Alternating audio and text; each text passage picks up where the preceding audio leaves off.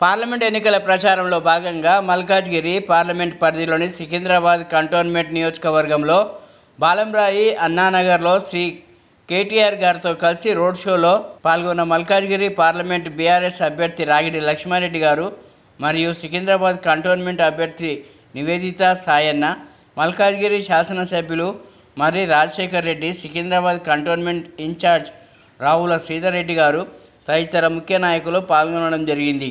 నాయకులు, కార్యకర్తలు, అభిమానులు పెద్ద ఎత్తున వేలాదిగా తరలివచ్చి విజయవంతం చేశారు.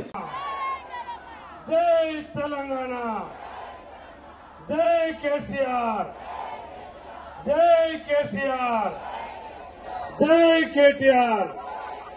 థ్యాంక్ యూ మిత్రులారా. चौकीदार कौन है? राहुल बाबा बोलते चौकीदार चोर है. रेवंत बाबा क्या बोलते मालूम आपको? नहीं नहीं नहीं नहीं नहीं नहीं, चौकीदार हमारे बड़े भाई. राहुल बाबा ऊपर बोलते अदानी फ्रॉड है. रेवंत बाबा क्या बोलते मालूम आपको? नहीं नहीं नहीं नहीं नहीं, अदानी हमारे फ्रेंड है, दोस्त, जिगरी दोस्त. राहुल बाबा बोलते गुजरात मॉडल बेकार है, गोलमाल है. रेवंत बाबा बोलते गुजरात मॉडल शानदार है, उसी रास्ते पे हम चलेंगे. राहुल बाबा बोलते ऊपर कि చెల్లలకి, అన్న తమ్ముళ్ళకి అందరికీ ధన్యవాదాలు.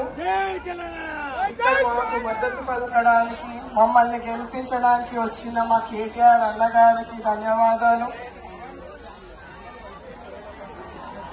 నాకు ఇంకా గుర్తుంది,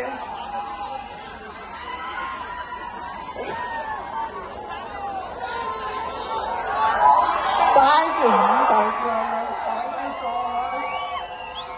ఒక్క మాట చెప్తాను అన్న, ఒక్క మాట చెప్పాలి. కేసీఆర్ గారు మా మీద నమ్మకం ఉంచి మాకు సాయన గారి కుటుంబాన్ని ఒంటరిగా పోలీసు వాళ్ళు ఏం చేశారు? ఆ పిల్లగారిని పట్టుకపోయిన పోలీస్ స్టేషన్ పట్టుకపోయి మొత్తం దులిపిరు, వారిని మొత్తం బట్టలన్నీ దులిపిరు. మన దగ్గర ఏమన్నా పర్సులు గిరుసులు ఎత్తేమో. వాడు హుషారుగా ఉన్నాడు, పర్సు దొరకలే, పైసలు దొరకలే, కానీ జేబులో కత్తెర దొరికింది. అయితే పోలీసులు అడిగిరట, అరే నువ్వు దొంగవురా అన్నారట.